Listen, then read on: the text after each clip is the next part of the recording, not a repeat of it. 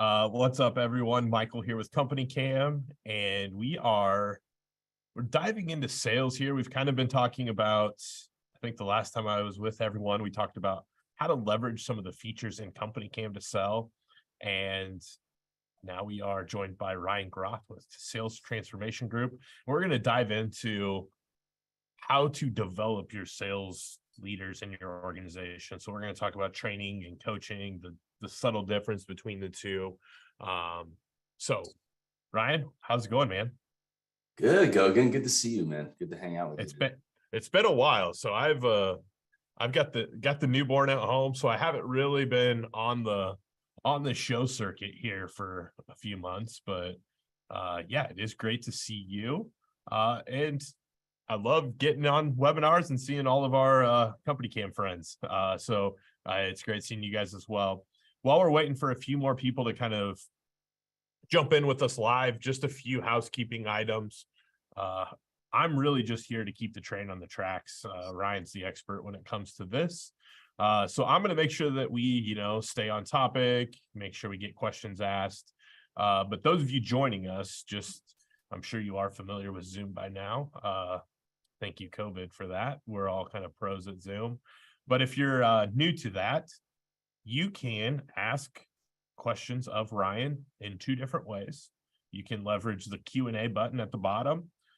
Those are great for very specific questions because they don't go away and they don't get buried. So I have to manually get rid of them or ask them or type an answer to you. So if you have a specific question you want to get asked, Q&A button there in your Zoom bar is going to get that done for you.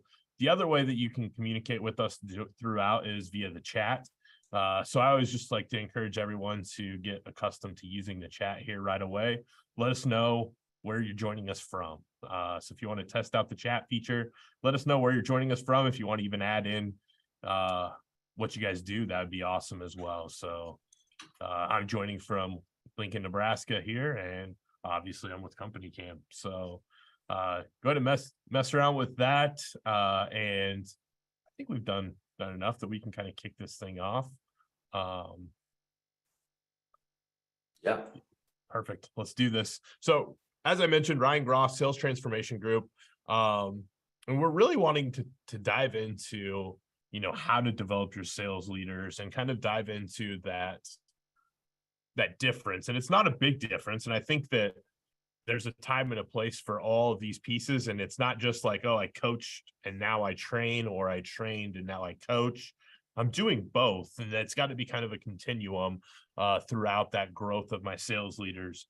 But, we're here to talk about how do I make more money because of my sales coaching. And before we dive into that piece of it, maybe just give the high level overview of what Sales Transformation Group is and kind of your background. And then we can get into, the meat and potatoes of the questions here. Yeah. Thanks. Thanks again for having me. So I'm Ryan Groth. I founded Sales Transformation Group just over 5 years ago. We are a sales training, coaching, and technology platform. So we're basically, we collaborate and we work with owners and their sales organizations in the contracting community to help move them from, maybe loose and individualized and underperforming and unstructured to a high-performing, accountable, well-oiled sales organization that can help make revenue more predictable so that you can grow and, make more money, impact your community, do the things that you like to do as a result of having a better business. Perfect. So at the high level, I've mentioned it a couple of times here, but we're talking, how to develop those sales leaders. Let's break down. I think there's two distinct things to kind of break down first, and that is that difference between what is training and what is coaching. And let's kind of get your perspective on those two terms, because we're going to use them throughout this webinar and the questions I asked. So let's get your kind of breakdown of those two terms. Yeah, training to me is like a very, linear thing. It's like, hey, here's the start of a process that I'm going to train you on. Here's the end of it. I can test you on that process. I can see if you're good at it. I can see if you're doing it. So whether it's a sales process or, hey, we're going to train you on our culture or our core values, or how to use CompanyCam in the sales process. We're going to train you how to do that. How to train, how to use your CRM, all the functions of a salesperson's role, for example, in training is how to do their job the way that you've standardized and set. And then coaching is a much different like hat, but it's also worn by the same person. So it's like, hey, I'm going to train this sales rep or salesperson or sales leader, but coaching is an ongoing relationship where they're able to start to take, real field activities and results and see them in the field, see the recordings, look at their numbers, doing one-on-ones, understanding that person and coaching that rep to help them be more effective in their role through a ongoing coaching relationship. And that's when you start to get into some of the soft spots. Like, yeah, they're doing the sales process, but you don't train on tonality per se, maybe unless you did a module on it or you went and did a session. You're going to coach on that in real time from that sales leader coaching that rep throughout their relationship. Yeah. We both have sports backgrounds, and I think of like coaching and training when it comes to, we'll say basketball, for instance. And if I'm following you here, it's, hey, I'm going to show you how to shoot a basket. I'm going to show you the correct form. That's the training piece. And then now when we're in practice and we're doing those things, like I'm coaching to the little things that are going to help you shoot the basketball better. Like it's still that baseline of the training, but now I'm actually seeing it in practice, and we're, I don't want to say nitpicking, but we're correcting the little things here and there. Would that be kind of a good way to frame this? Is like, okay, we're going to train on a specific skill, but then we're continually coaching. And I would assume even a lot of these reps, they know what they're supposed to do, and then they get in the moment and maybe tone's wrong, or they get a little nervous or flustered here. And it's that there's a big mental element to the coaching angle. Yeah. And what happens, I think what you see is really good players over time, when they're being well coached, their habits are really like at a high level, right? And then they're kind of becoming more unconsciously competent, right? They roll out of bed, they do their job at a high level consistently, habitually. And what I see like coaching is holding them accountable to the standard in which they've been trained and continuously pushing them to improve, right? So that those habits and the awareness of those weak points and the ways to improve are just consistently at the forefront. And then over time, you kind of just say, let's just leave that guy alone. I'm here when they need him because he's just absolutely on fire and he's doing great. And that's the goal, right? And then you can start to take that. I mean, I'm pretty sure Mike Trout and Shohei Ohtani aren't getting, yelled at by a coach right now, right? They're like, it's like those guys are just playing at the highest level on earth. And so they're supported and like there, but that's what I see, but look, I'm taking a step back. They were coached and trained on the way, and they continuously are coached and trained to be the best they can be, but they just don't have as much work to do maybe as some of the other players, right? Yeah. So when you think about this from like a contracting company's perspective, like I think it's interesting, I'm a Celtics fan, so we'll even take them for example. Like, you have Joe Mazzulla, you've got your head coach, but then you have all of these other paid assistants that are on staff, and then you've got external coaches as well. Drew Hanlon works with Jason Tatum. He's not paid by the Celtics. He's a third-party coach that is working with Jason Tatum on specific things. Yeah. When you look at the contracting world, what are you seeing from the most successful companies? Like how is that balance of coaching, training, both from an internal and an external perspective? Because obviously you're doing it from the external perspective. You're not an employee of these contracting companies. You're a sales coach for them on the external. Yeah. How are the most successful ones like balancing that? Yeah, I mean, let's start with the most unsuccessful. So the most unsuccessful is an owner who's like doesn't have a training process, hires some reps, so they don't really get trained. And then, of course, because they're not trained, they're not coached. Why? Because the owner's still probably doing some of the lion's share of the sales. Now, maybe we level it up even more. Maybe we've got some experienced salespeople that are pretty good.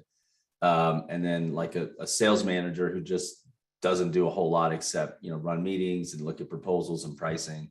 So I'm just looking at some of the unsuccessful versions, right? And then you have the best, where I think the most successful are, owners who are leading their salespeople, their sales leaders in a formal way, where the owners are holding the sales leaders accountable to the things that the sales leaders are trying to do.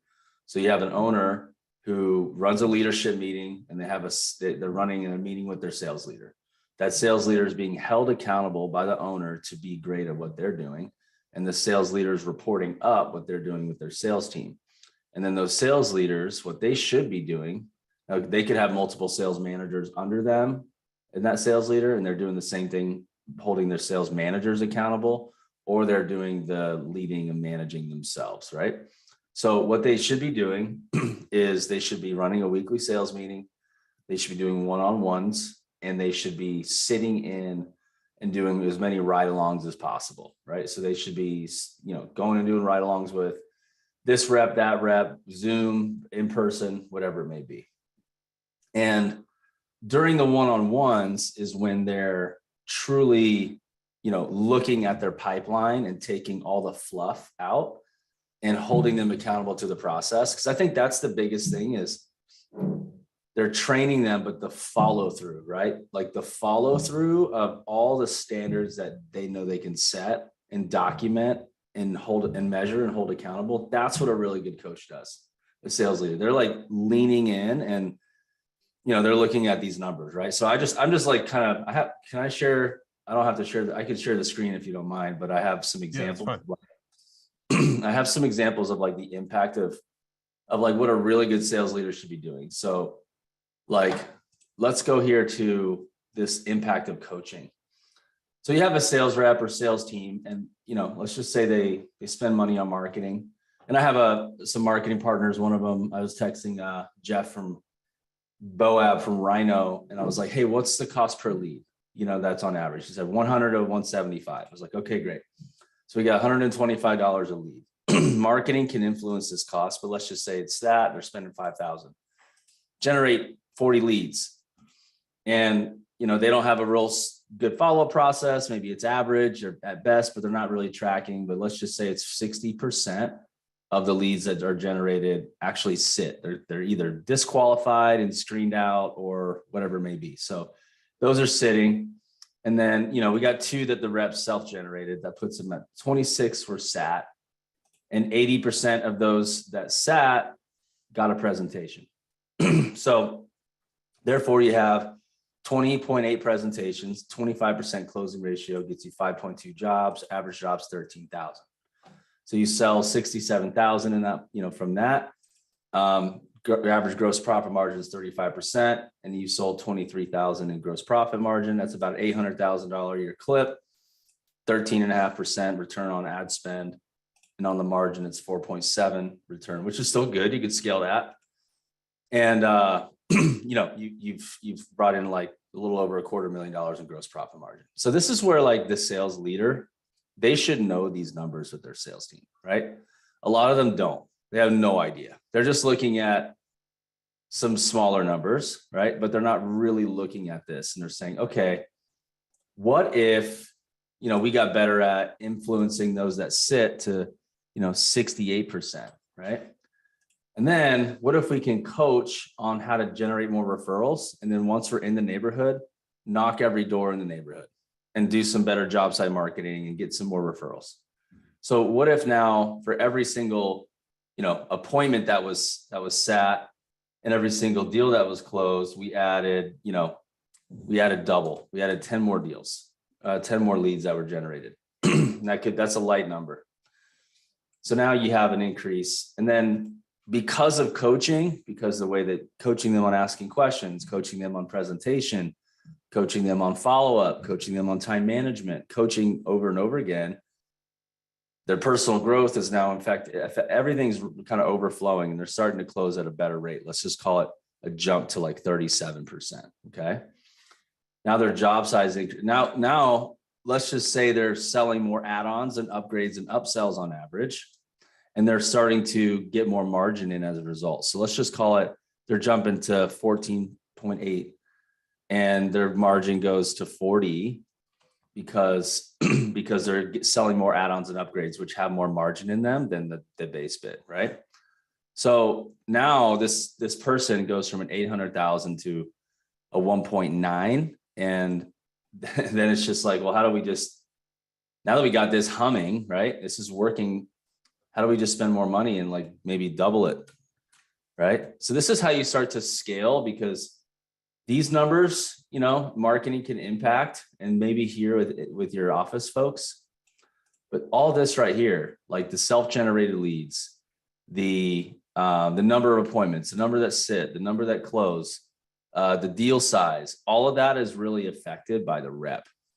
And if you just look at the delta between that cost with those other numbers and what we just did by increasing the efficiency and the closing percentage in the company, you could just see the massive, amount of ROI and more cash that goes into the bank of the owner and more profit margin to do it what they will, right?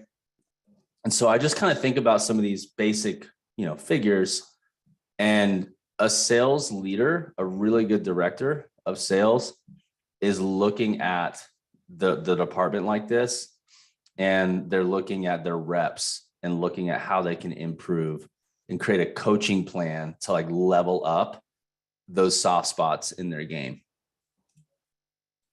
I love it. So as we kind of like break that down and piece it together, I think, correct me if I'm wrong, the number one thing is, as an effective sales leader, sales coach in your organization, you have to know your baseline numbers. You have to know where we're starting. Would that be step one?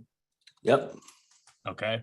And then, you talked about all those other things. You talked about like, self-generated leads and increasing the upsell and the add-ons and, getting better at the closing. So there's all these different moving pieces. How often do you find that sales leaders get stuck in trying to move the needle in all angles or all areas versus being very like specific in what they're attacking, if that makes sense? Because I feel like I hear it all the time, like internally here at CompanyCam, we hear it sometimes, when I'm talking to contractors, it's like, we just have to sell more, or we just have to close better, or we just have to do this better, or we're trying to sell more, close better, upsell. We're trying to do it all, versus saying like, okay, hey, I know my numbers, and I know if we do this thing this month and we increase that, or we get better at this, that's going to move the bottom line. And like, you take that spreadsheet, or you can recreate your own or whatever. And I think just sitting down with the reps and going over it, it's like, hey, what if every appointment that you sit at, what if you generated half a lead for every appointment you sit at? What's that look like? And you plug that number in. It's like, see, this is your number. I mean, you could even go one step further and have their commission built in there and be like, that's how much money you're going to make. Right. By half of another appointment for everyone you sit. Or what if you're able to close, instead of 3.5, you're able to close 4 out of every 10? Look at that jump. How important, in your opinion, is it to like piece those out versus being like very broad and just being like, guys, look, if we move this number, this number, this number, and this number, look what we get to do? Because I could see that getting overwhelming for a sales rep. Yeah, I think like, a sale, that's where a good coach, right? You think of any coach, like Michael, what was your favorite coach? Who helped you get better? Who's your favorite coach and why?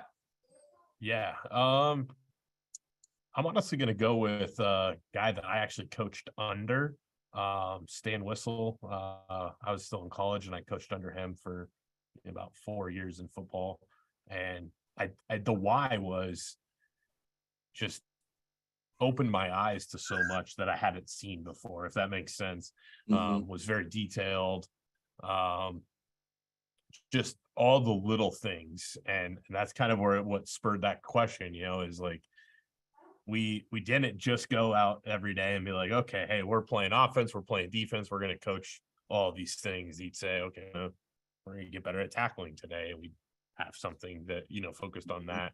And I think for me, just my future as a coach, he really benefited me in terms of breaking things down to where we're working on individual skills, kind of the training element of it, but then showing how those individual skills play into the big picture of the game. And that's where the coaching element comes into it.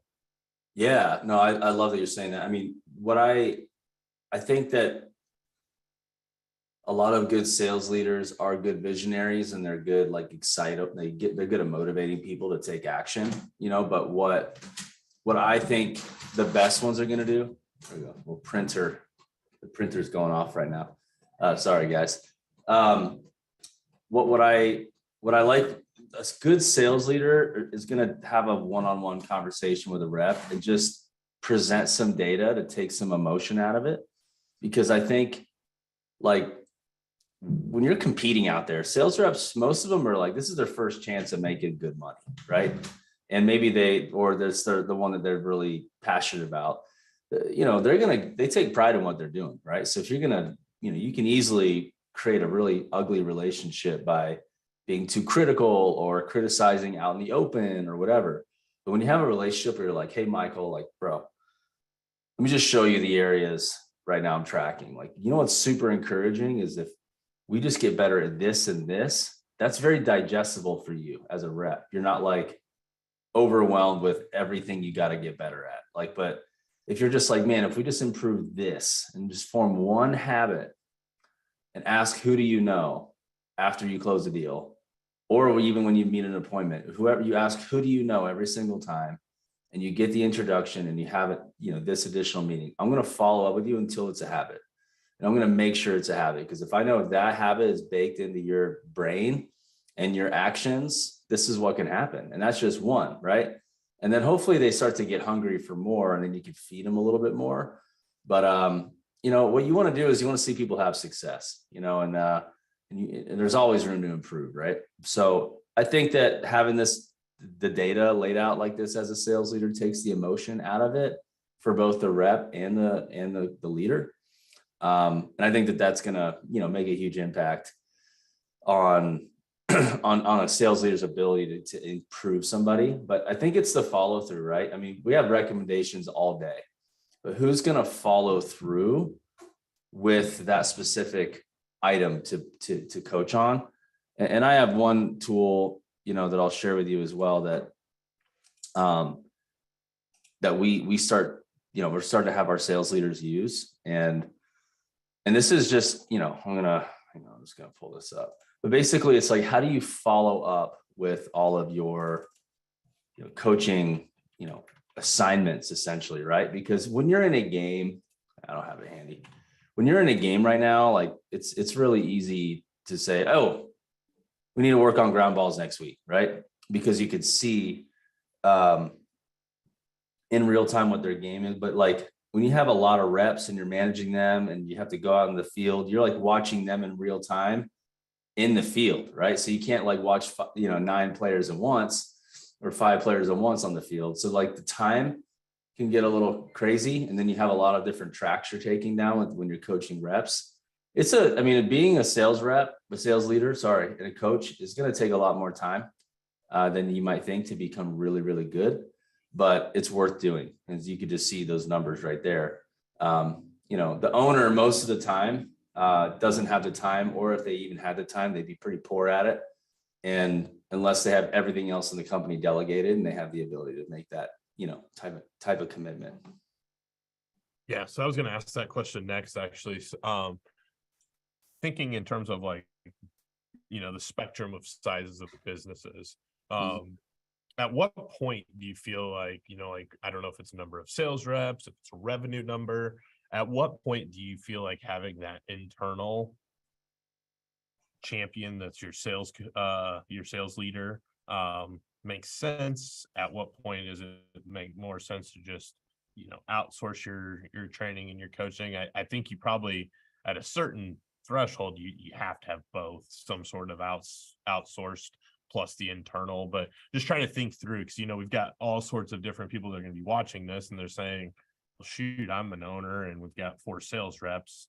How do I coach them up? Or I'm an owner and I've got a sales manager, and I got 25 sales reps. Do you have any like insights on when do I get that sales leader?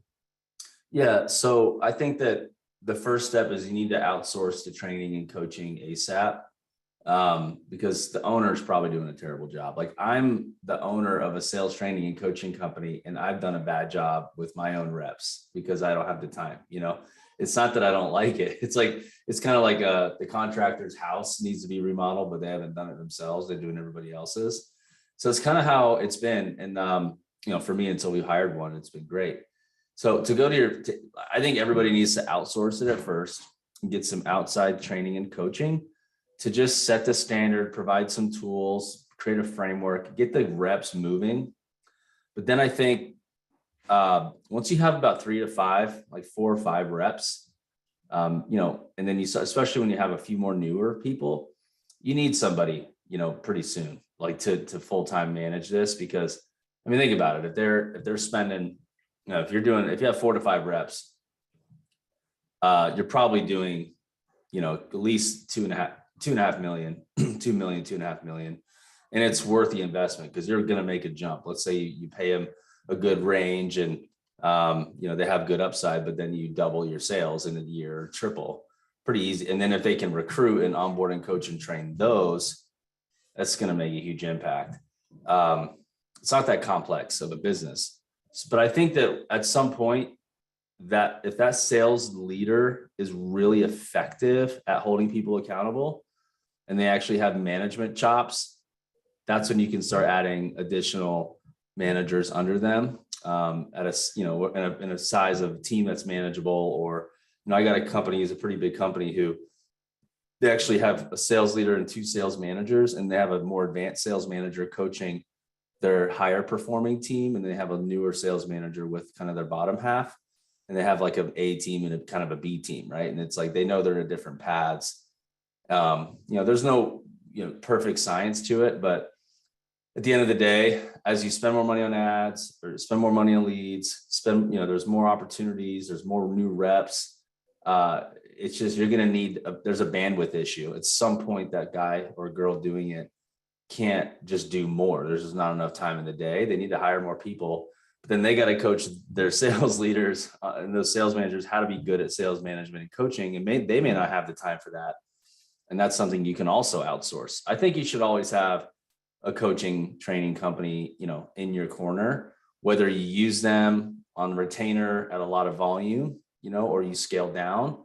I think it's important when you choose a company to partner with, that they have the resources to kind of add private training to and coaching with you, or groups. And I think that, I think you just got to be able to kind of, like a xylophone, ebb and flow with how much you have, in terms of skill and margin on your team.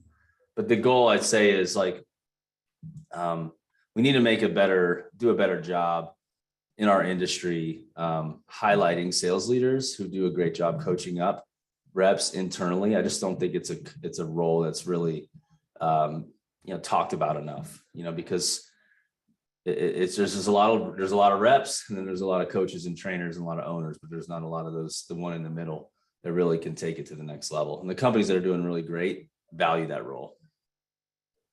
Yeah. So Hal's got a couple of great questions here, and I'm going to just kind of elaborate, add to them. So him mentioning, when you're focusing on single habits, do you ever run the risk of the other things getting forgotten? And I've got some thoughts on it. I'll let you go first, but I also would say not all of your reps are going to be coached on the same thing all the time. Like, you're going to have some reps that are extremely good at, knocking the neighborhood and self-generating leads. And if they were able to close at a percentage similar to some of the others, or if they were able to upsell like some of the other reps, their numbers would be huge, and vice versa. It's like, hey, man, Johnny over here, every time he runs a call, he's sitting 2 more people. It just so happens he closes at 10%. we got to get his closing number up, but Steve over here, like you're having self-generated a lead in months, like we got to, do that. So I think that's one big thing is you're not going to focus on the same habit with all the reps. But would you say that you kind of like, obviously you always have to keep some of these things top of mind, but you also probably need to be aware of like, hey, this has become a habit now. So it's like, I don't run the risk as much of somebody forgetting to knock a neighborhood because we've trained to it and coached to it so much that it's just like second nature now. It's just a habit. Like they knock the neighborhood, they know what to do there. Is that how you kind of prevent them from, lapsing in some of those other? Yeah, I mean, you can sets? definitely, you're gonna know. I think if you're gonna, the more reps you have, the more you got to manage, right? And I think depending on how many reps that person's leading and training and coaching is going to impact how many more things they throw at them because of their ability to follow through. I personally think you can coach more than one habit at a time, but it depends on the person, right? If they're brand new, you're probably not going to focus on one habit in the beginning stage of their training and coaching. You're going to be focusing on an entire foundation, a body of work. And then now you're like, okay, they've got 6 months under their belt. Like we got a good foundation. Now let's lean in on one specific area, see it through to be a habit. I think that it's just it all really depends on how good the sales leader is, how good they are following up, how good they are catching the things that they're following under standard, how good the standards are setting, how good their sales training was initially in the first place was, uncovering all those things. There's a lot to it, but I think that, you could run a risk of that for sure if you're jumping out of the gate with one focused habit that is early in their development rather than a bigger foundation laid first.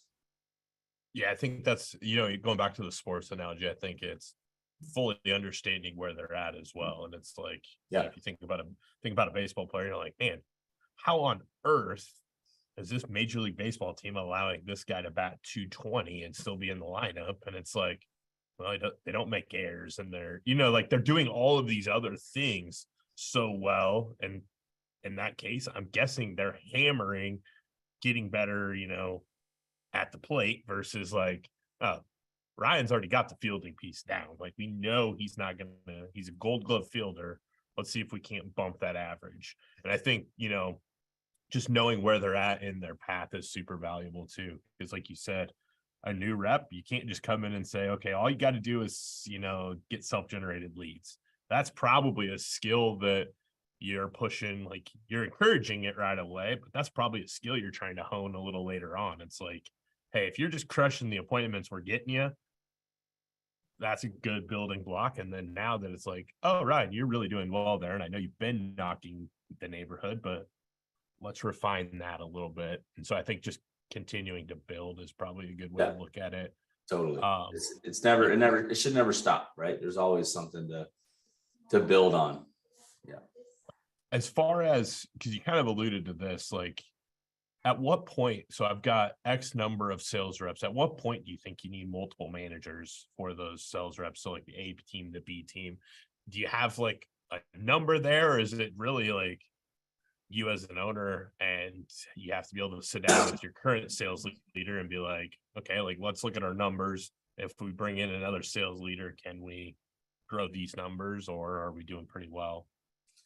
Yeah, you got to also think about technology first. You have a lot of tools out there that can expound how much coaching can be done, like with better tools. So you put a couple more tools in the hands of a sales manager or sales leader. Now they can, they're more efficient and now they can do more. I'll share my screen real quick. This is the tool that we have it's called Coach Focus. And it's pretty legit. Like you can actually set up a coaching backlog. You can do active coaching sessions. You can look at like completed coaching, and like this is a guy named Noah, and his challenge was social selling, right? So like, how do you get your social media set up? What's the evidence? Well, he's brand new. He doesn't have socials going. So we have like a follow-up, a comment, we hold him accountable to it. What are the resources for it? And then you can start to just like build up a backlog of items that you want to coach. You can use a playbook, to do that. So adding a tool like this can level up and give you more leverage. And you can create like all the challenges that you want, and kind of just show how like, hey, here's some areas of improvement. I've seen evidence by this. You've also got tools out there like like Rilla Voice is one of those types of tools. Like I think they have some other tools out there like it. But basically, you could do a virtual ride along by getting their field conversations recorded and then broken down and analyzed so that you can more actively coach versus having had to go do a ride along with everybody physically to get that feedback. So explore those tools first. But I think that, with those tools, you could certainly start to handle more reps, like 10, 11. But, again, it all depends on how complex the sales motion is, how many reps you have, how long they've been working with you, how up to speed they are, how many you're new, how good of a coach they are, and what kind of tools they have before you answer that question 100%. Yeah. How about when you think about culture and, no matter where you're at in your business, like if you're listening to this and you don't have a sales leader at all, and you just have sales reps, or you've been doing this sales leader, sales reps, or sales manager, whatever you call them, for some time now, how important is it to develop that culture? And I look at the chat there, and Mark brings up some great points that, in my opinion, are very culture based as well. And it's truly knowing the buttons to push. I think about my kids. I coach my kids, and I've got a 10-year-old that I arguably am probably too hard on it sometimes, but I know his buttons and I know how to push them. And I've got a 7-year-old that if I coached him the same way, it would be World War III. Like he just, he's completely different in how he approaches sports. They're both great athletes. They're both super talented, but I coach them completely different. And Mark alluded to that. And I think there's obviously that element of like knowing your sales team. And then there's that element of like, okay, how do I build this into our high level company's culture? And, how do I know what buttons to push? Do you have any advice there? Yeah. We do some analysis with the people that we coach, and we have a really good understanding of like, where their competencies are, what their motivation style is. Are they intrinsically motivated? Because if like somebody's intrinsically motivated, like they want to be the best and they want to be recognized. If somebody's extrinsically motivated, they just want to make as much money as possible because they want to buy this or that. And somebody who's altruistically motivated is going to be able to make more money so they can, impact people altruistically and give. So I think that, when you look at that, you look at those types of things and you get to know them. And then, we like to do an exercise called the 7-layer why, where we actually have the sales leaders ask the reps their why, like, why are they working at, this company and doing sales? Like, why are we here? And then the answer to that question, you ask like 7 more times on top of that, the answer to the each why question. And then you start to get down to like the emotional kind of anchor that got them out of bed and start getting them to work that they now are more aware of. And so are you. And so when you have that, it kind of changes the relationship of a sales leader with their rep of this, we've taken the time to do some sort of a formal sales cultural shaping time as a team.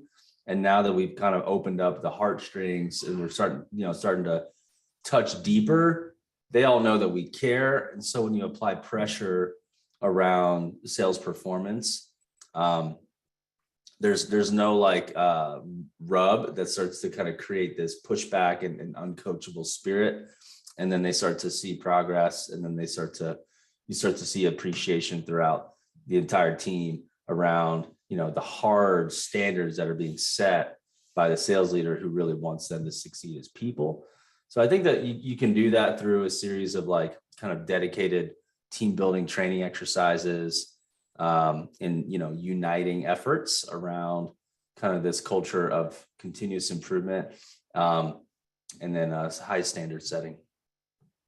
Yeah. And I even think about, when you're talking about, really getting to know them and, figuring out what makes them tick inside internally. I think about teams I've coached in the past, and, if we're in a sales meeting and, Ryan, you're on the team and you're actually one of my best neighborhood door knockers and self-generated leads guys. And obviously that's not capped, so you can always get more, you can get better. Maybe you're very good at like taking a little bit of feedback and running with it. Maybe Johnny really struggles and not, self-generating leads. I love the, coming to my A player and being like, hey, Ryan, we got to really, really hone in on our self-generated leads. Like, we got you 74 appointments last week and you only generated 15 self-generated leads off those, knocking the neighborhood. Like, let's really make that a focus this week. And while I do want you to continue to push yourself and do more, at the end of the day, I'm really talking to Johnny. Like, I know if I come to Johnny direct, just because I know Johnny and I know how he reacts, it might not sink in, or it might be met with pushback or whatever. But Johnny's sitting over there. He knows how many, self-generated leads he hits. He's got the numbers. He's like, oh, shoot, if he wants more out of Ryan, like, I got to really step it up there. And I think that just is like, that's like the next level of coaching, in my opinion, is understanding, like, how do I push each individual's buttons? How do I maybe address something through someone else? Coaches' kids are always, I think, notorious for that. It's like the littlest mess up and they're gonna get dad or mom coming down hard on them. And it's like, wait a second, you don't get mad, but like the more, because my dad was a coach, and the more that evolves, and you're like, oh, they're trying to send a message to everyone or someone else, or just doing it through me. And I think that's an important piece of that as well. Zach's got a great question here as well, talking about, is there a general correlation between generated revenue or loss thereof versus number of sales reps, assuming each rep is a B+ salesman? So I think what he's getting at is, like, how much revenue are we potentially leaving on the table by not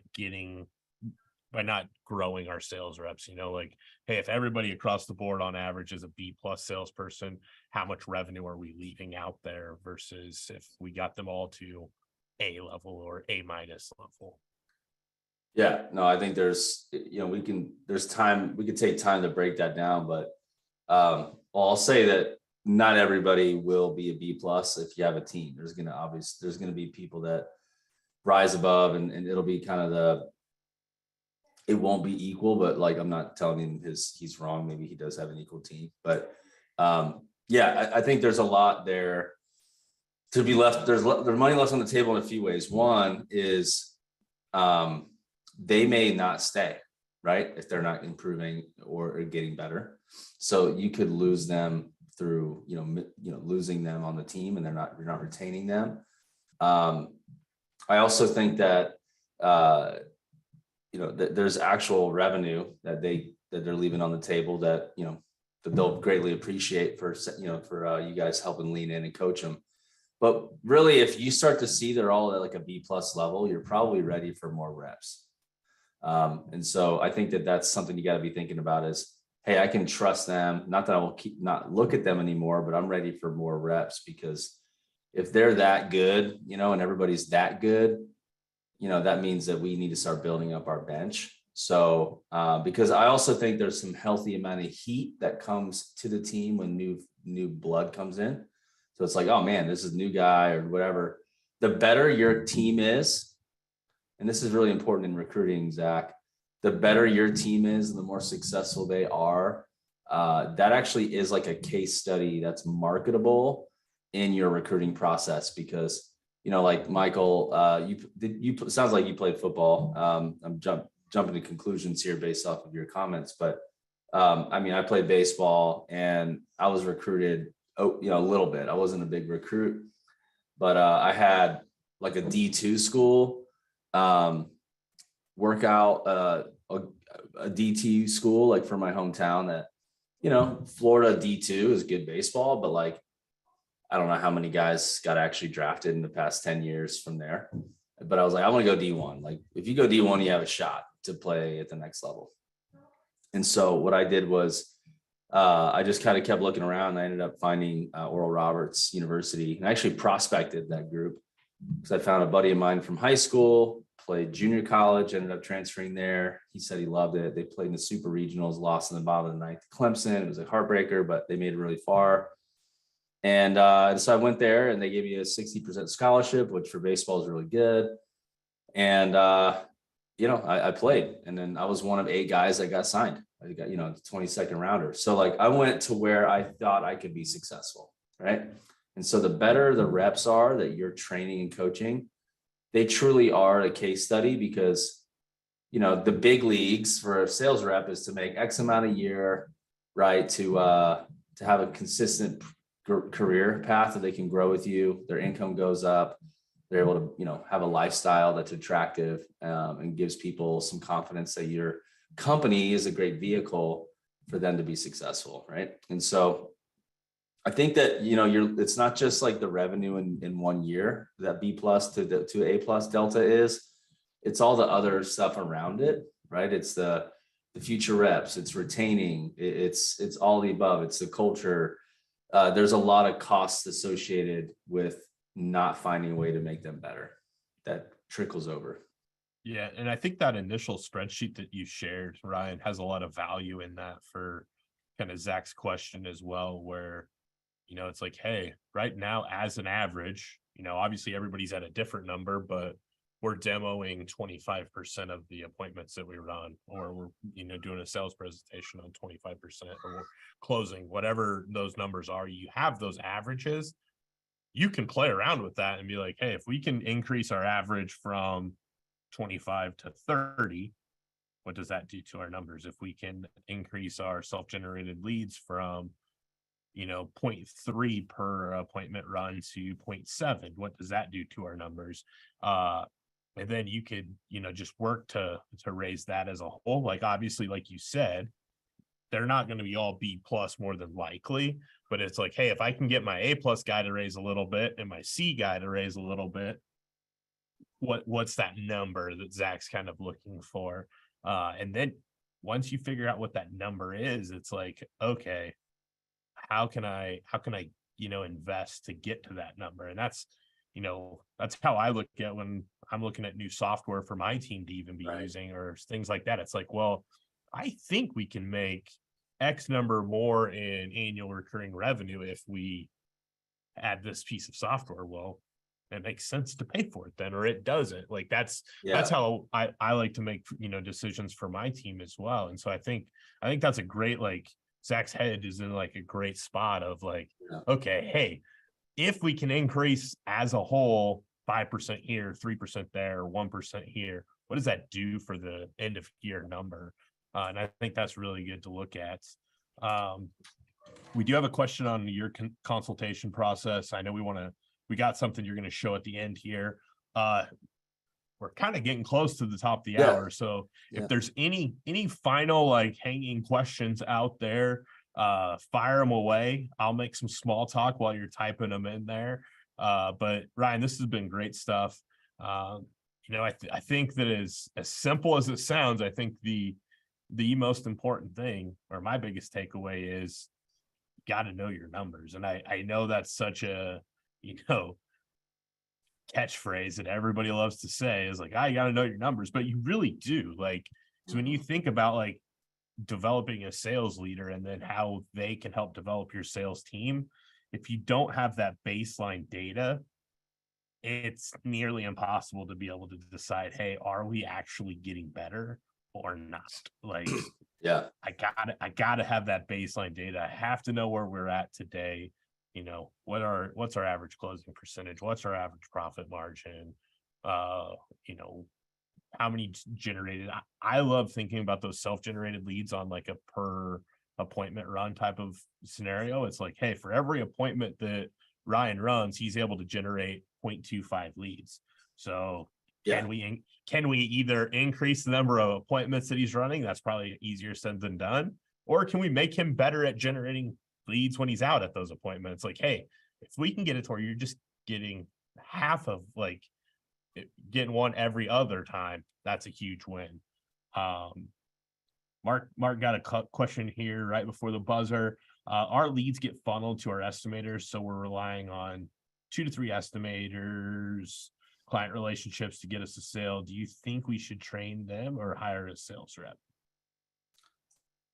Okay, I caught the first question and then I tuned out when I saw Hal's come in. Okay, so we're relying on 2 to 3 estimators, client relationships to get us the sale. Mark, what kind of business is it? Just real quick, is it residential or commercial? I'm assuming, yeah, if you don't mind, let me know that. Commercial. Okay. Good question. I definitely recommend hiring a sales rep. And then those sales rep becoming kind of the pre-qualifier, because here's what estimators do. They don't like to sell. They don't like to get to the decision makers. You know, they don't like to qualify. They don't like to ask them their, prior history. They don't like to be consultative. They don't really want to do that. In my experience, they'd rather be technical and just find out how to price this job. So, and if you look at every prospect, if you ask a prospect, do you care about, is price the reason why you make a decision? The answer is no, I want value. Most estimators aren't going to say, hey, I know how to really ask the right questions. I know how to prospect. I know how to find the decision makers. I know how to ask for referrals. I love following up. Like they don't want to do that in commercial. They just want to estimate and get, prices put together. So like, think about all the things that a sales rep should do. They should prospect, network, grow accounts horizontally, vertically in the account. They should be on LinkedIn. They should be prospecting. They should be, walking in, cold calling, door knocking, right? But when a lead comes in and they actually do more of a consultative sales process, which is something we're big on, they can actually create leverage in the sales process and, get to the decision makers. Cause that's another big pain point is a lot of estimators, they just get the person who wants a bid or a price, and then they send it off and then they follow up and they get nothing. Crickets, think it overs, whatever, right? What I would say is, get that sales rep hire that's trained on how to sell, and their job is to sell. And the estimator's job is to put a price together, do estimates and takeoffs and inspections and all that. And then the salesman sells. That's because then they're going to have more margin to do the sales related activities, and they're going to be potentially have a lot better chance of being good at those sales activities. So the chances are 2 to 3 estimators are doing not nearly enough quantity of sales activities, and then the effectiveness of them in those moments are probably pretty low too. So I think there's a lot of room to make a lot more money by hiring a 1 to 2 dedicated reps. And then I actually have some of my favorite customers. They have purely outside salespeople that all they do is, prospect and then work existing accounts, and they don't do any estimating. And they've been able to scale, very aggressively. So I hope that helps, Mark. And if you guys want help on that, we have a lot of expertise there. Yeah. How about Hal's question? It's a great question, because I was just kind of going under the impression of semantics there, but sales leader, sales manager. In our world, technically, a sales leader would be somebody who manages sales managers, and sales manager is a manager of salespeople. Sales reps. But depending on your size, like if you just have one, there's sales manager, sales leader. Yeah, it's the same, right? Yeah. You often even will hear it as like director of sales, and your director of sales is above your sales managers. Like, right. All right. Well, good questions. If there's any other last minute ones, otherwise, Ryan, if they are watching this and they want to learn more, I know you do some free consultation and audits and things like that. Yeah. How can they get that information? Yeah. So just go ahead and, I put the spreadsheet in here, so you guys can have it. A couple things, you can follow me on social. my LinkedIn's pretty direct. It's Ryan Groth. My Instagram is the sales athlete, so you can follow me there. So that's kind of a new page that I'm getting people to kind of follow. So you can check me out there. As far as like working with us and like a free audit. So if you go to that Google Doc that I just shared, you should just see it's like schedule a free sales audit in the bottom right. Just click on that and just write, hey, I was on the CompanyCam webinar. I'd love to do a free audit. And what we'll do is we'll just kind of ask you some questions like what's your trailing this number of sales reps, send it over with their performance, send us your sales process, your scripts, send us the things you have in place that you'll tell you what we think. And then, working with us, of course, if you want to talk about working with us, we have our account executives and they onboard the right customers that we can help to our training and coaching platform. And so essentially you would say, hey, I'd love to talk with you guys. They'd ask you a bunch of questions. They present to you what it looks like to work with us. But we have a system called Atmo. So we analyze, train, transform, measure, and optimize. That's our approach. So we would analyze your sales people, your sales processes. We would train to a sales process and methodology. We see a transformation through the sales leader starting to enable them to be more effective at coaching with our support. And then we would measure through KPI measurement over time and see the consistencies and the areas of weakness. And then optimization is the process of there. What technology can make that number better? What coaching effort can we do to make that better? What kind of recruiting could we, delegation or, support could make that better, right? And you start to think about that type of cyclical process of ongoing improvement. And then, that's how you scale. I love it. Well, right before the buzzer, we got her done. Great stuff.